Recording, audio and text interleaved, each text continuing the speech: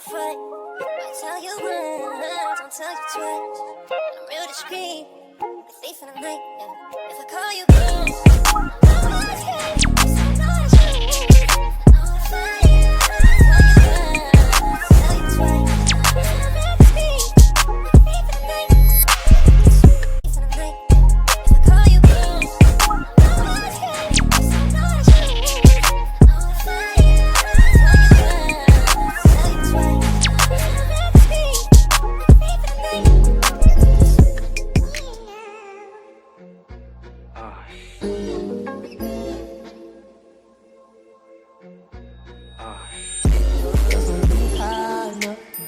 All these people always lying about something. I'm sorry, I'm so fly, so what? All these people always lying about something. So I say that. Yeah. For the fame exchange, shipping for mine.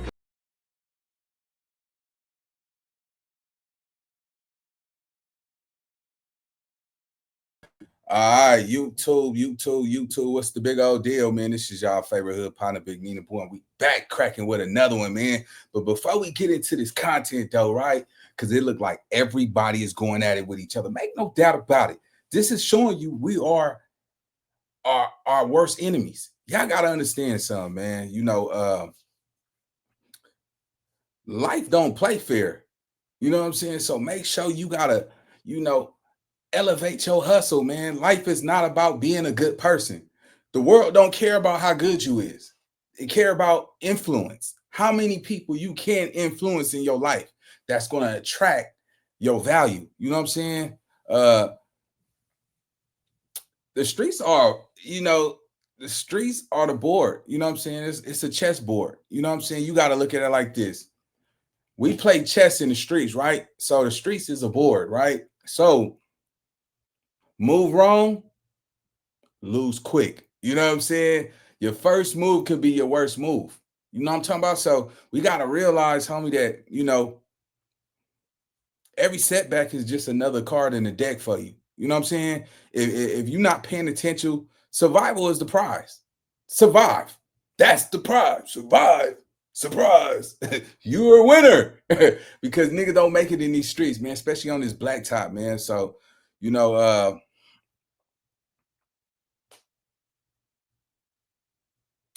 life is a gamble, but fear never cashed the check. So take your risks, take your shots, keep pushing, and make sure you know it don't matter what nobody else think. Stop looking for validation. You know what I'm saying? A lot of y'all looking for validation. Y'all want people to accept y'all or look at me. I'm a real nigga too. Bro, you will lose, man. Look, man, I would quote some great philosophers, but I'll give y'all a name, man. Go check out Niccolo Machiavelli. You know what I'm saying? That's one of the books I read, and I get it now. A lot of y'all will never get it, man. It's hidden in the books. At this point in your life, bro, if you still doing the same shit you was doing when you was in your teenage years, you've already lost the war. You lost the war. You did nothing with your time. You stayed the same. You never evolved. You never elevated, and you never thought that you could do it. So if you think like that, stay like that, and let the real ones, you know what I'm saying, jump up in this. Slide your ass to the side because you ain't about that shit, though. Get that money, though. All right, man, let's get to this content. We got some exclusive. We got Duse M's having a phone conversation with Suge Knight. Suge Knight calls out Reggie Wright and Wack100 on the Duse M interview. So let's get to the content, man. You know how we do it. Let's go.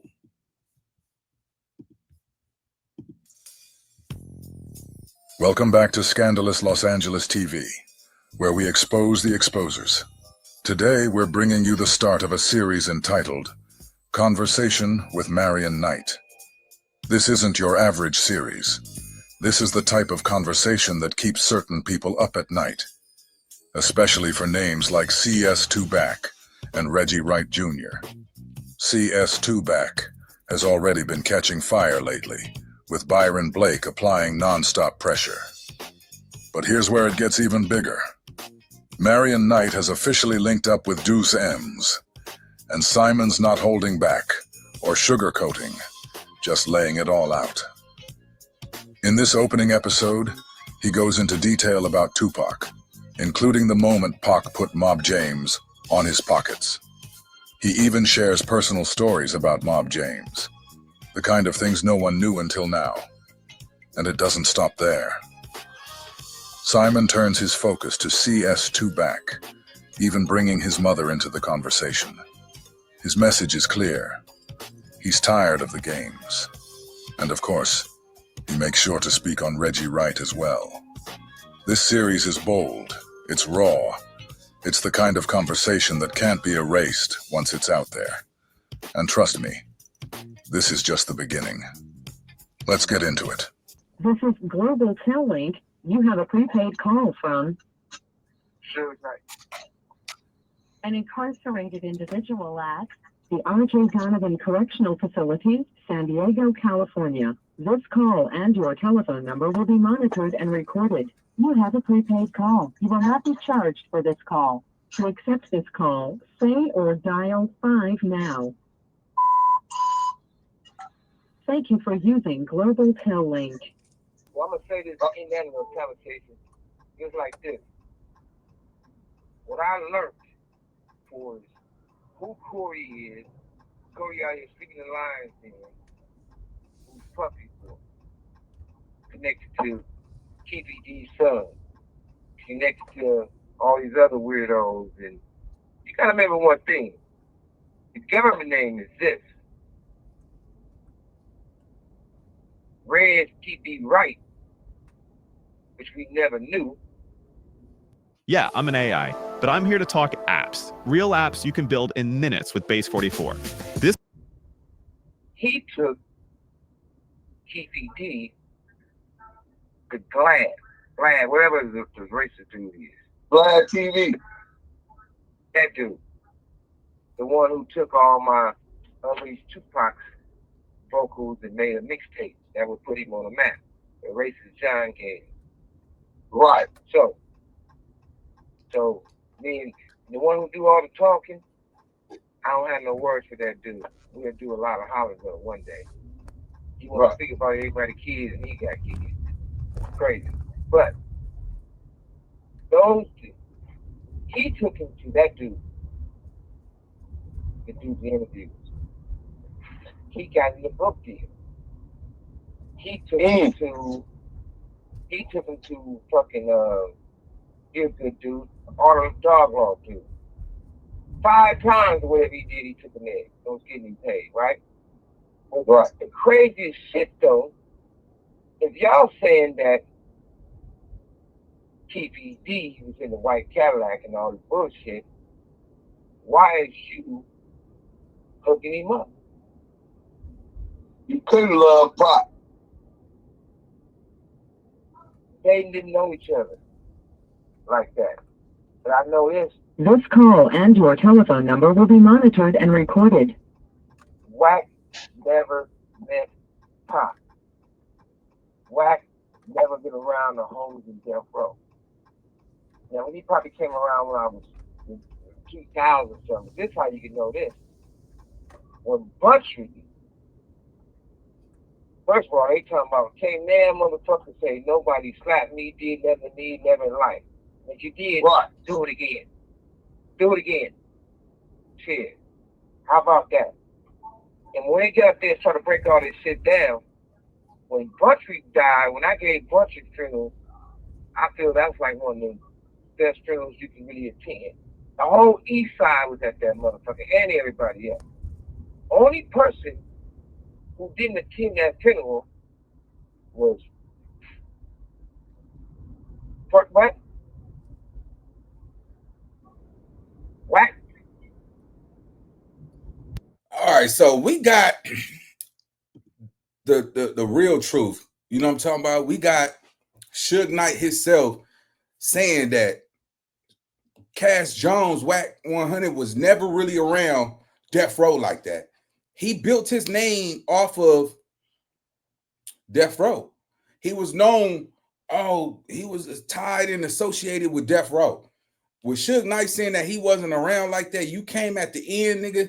That just proved you was a fraud, bro. You was a fraud. You never was really around that shit.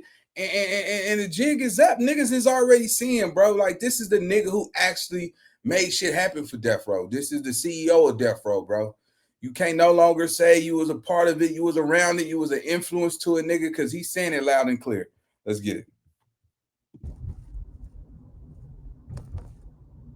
Body.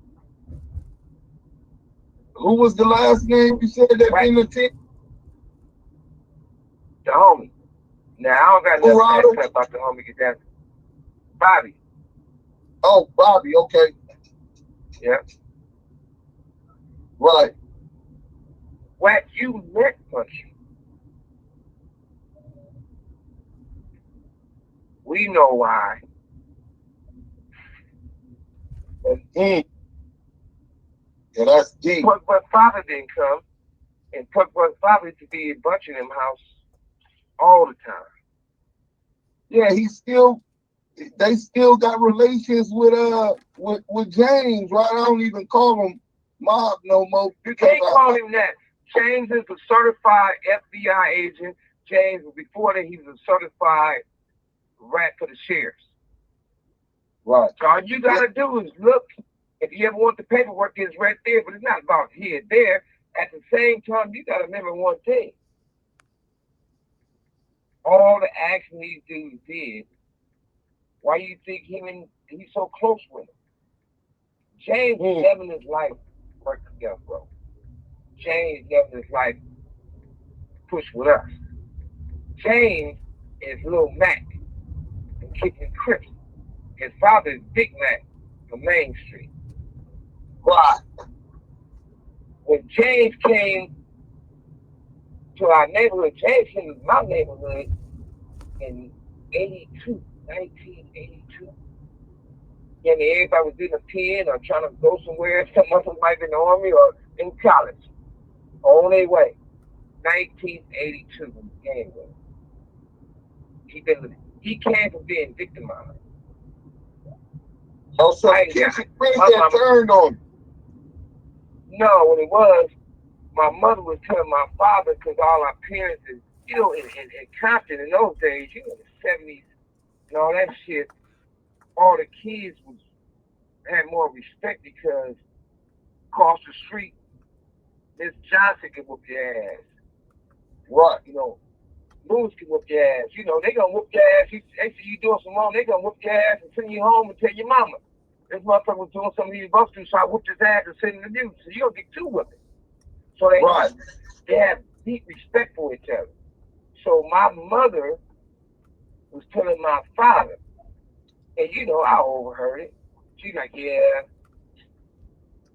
James over there now, but they ain't her son, But he been through a lot.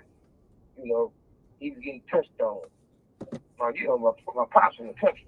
Touched on. What's really touched on? Well, Man, this is just alleged, man. Y'all gotta understand, Suge is in prison.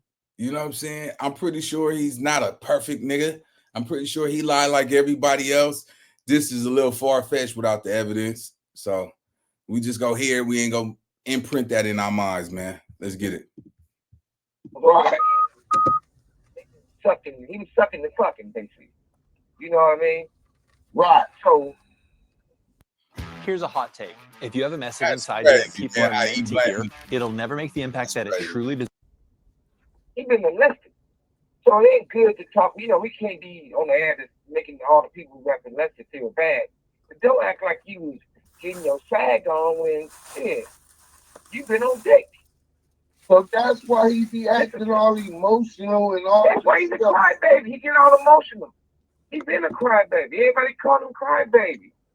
He do the dance. He was the dancing man. You know what I mean?